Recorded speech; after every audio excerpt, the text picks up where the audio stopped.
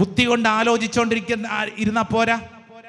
നാട്ടുകാരോട് ഇതും പറഞ്ഞുകൊണ്ടിരുന്നിട്ട് കാര്യമില്ല. മറിച്ച് എന്ത് ചെയ്യണം? നിന്റെ പ്രശ്നത്തിലേക്ക് യേശുവിനെ വിളിക്കണം. എന്നിട്ട് നീ വിശ്വസിക്കണം. എന്താണെന്നറിയോ? ഇന്ന് ഞാൻ അനുഭവിക്കുന്ന ഈ വിഷമത്തിലേക്ക്, എൻ്റെ ഭാരത്തിലേക്ക് എൻ്റെ കർത്താവിനെ ഞാൻ വിളിക്കുന്നു. എൻ്റെ സങ്കടം അതെന്താണെന്ന് മനസ്സിൽ കാണണം, തൊട്ട് മുമ്പിൽ കാണണം. ആ വിഷമത്തിലേക്ക് യേശുവിനെ വിളിച്ച് പ്രാർത്ഥിക്കുകയാണ്.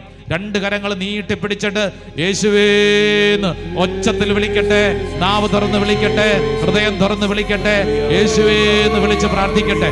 ഓ കർത്താവേ, ഇപ്പോൾ ഈ ശുശ്രൂഷ സമയത്ത് ഞങ്ങൾ ഓരോരുത്തരും വിശ്വസിച്ച് പ്രാർത്ഥിക്കുന്നു. ഞങ്ങളുടെ ജീവിതത്തിന്റെ ഇന്നലകളിലെ മുറിവുകളിലേക്ക്, സങ്കടങ്ങളിലേക്ക് യേശുവേ അങ്ങ് കടന്നു വരണമേ, യേശുവേ അങ്ങ് കടന്നു വരണമേ, യേശുവേ അങ്ങ് കടന്നു വരണമേ.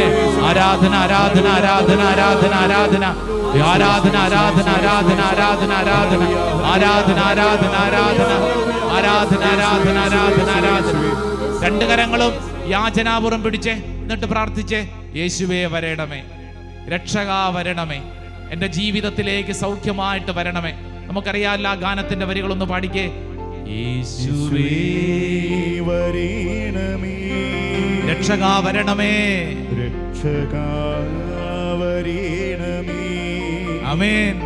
പാലകാ വിമോചകാ, ആമേൻ. സ്നേഹമായി വരണമേ. അല്പം കൂടെ ഉച്ചത്തിൽ നിന്ന് പാടിക്കേ. യേശുവേ വരണമേ, യേശുവേ വരണമേ, രക്ഷകാ വരണമേ, രക്ഷകാ വരണമേ, പാലകാ പാലകാ വിമോചകാ, സ്നേഹമായി വരണമേ.